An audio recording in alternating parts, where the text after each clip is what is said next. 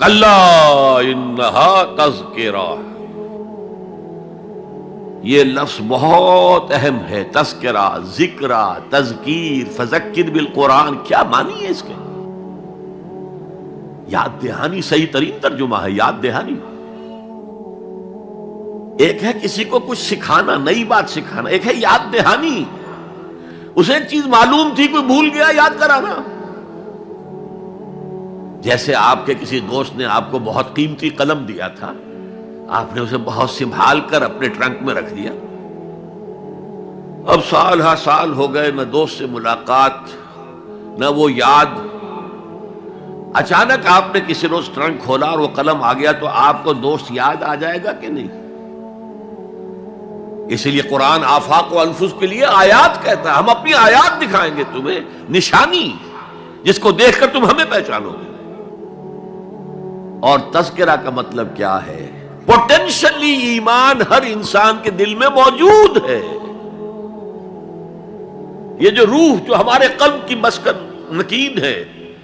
اس میں اللہ کی معرفت بھی ہے، اللہ کی محبت بھی ہے۔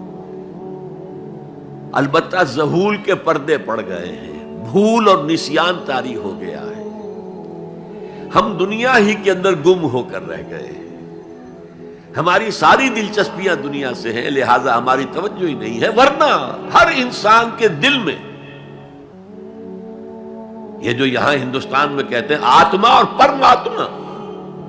آتما اور پرماتما کا تو تعلق بہت گہرا ہے، ابتدا میں بنا دی گئی تھی ارواح، جب ہم سب کے سب تمام انسان آدم سے لے کر اور تا قیامت جو انسان آئے گا دنیا میں، ان سب کی ارواح پیدا کر دی گئی، اور پوچھا گیا الست بربکم قالوا بلا، یاد ہے؟ لہذا یہ تذکرہ ہے، یہ یاد دہانی ہے،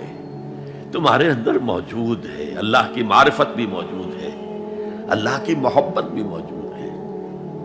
لیکن کلا بل ران علی قلوبہم ما کانوا یعملون، ان کے دلوں پر زنگ آ گیا ہے اب ان کے اعمال کی وجہ سے، شیشہ جو ہے وہ زنگ آلود ہو گیا۔ حضور نے فرمایا ان هذه القلوب لتصدع كما يصدع الحديد اذا اصابه الماء، ان دلوں پر بھی زنگ آ جاتا ہے جیسے کہ لوہے کے اوپر پانی پڑتا رہے تو اس کو زنگ آ جاتا ہے۔ پوچھا گیا فما جلاؤها یا رسول اللہ، اے اللہ کے رسول ہماری تلواروں کو زنگ لگتا ہے، ہم پالش کرتے ہیں، سیکل کرتے ہیں، وہ پھر چمک اٹھتی ہیں، تو دل پر اگر زنگ آ جائے تو اس کا علاج کیا ہے؟ دو چیزیں فرمائی، کثرت و ذکر الموت و تلاوت القرآن، دو کام کرو کثرت سے، موت کو یاد رکھو، یہاں رہنا نہیں ہے، جانا ہے،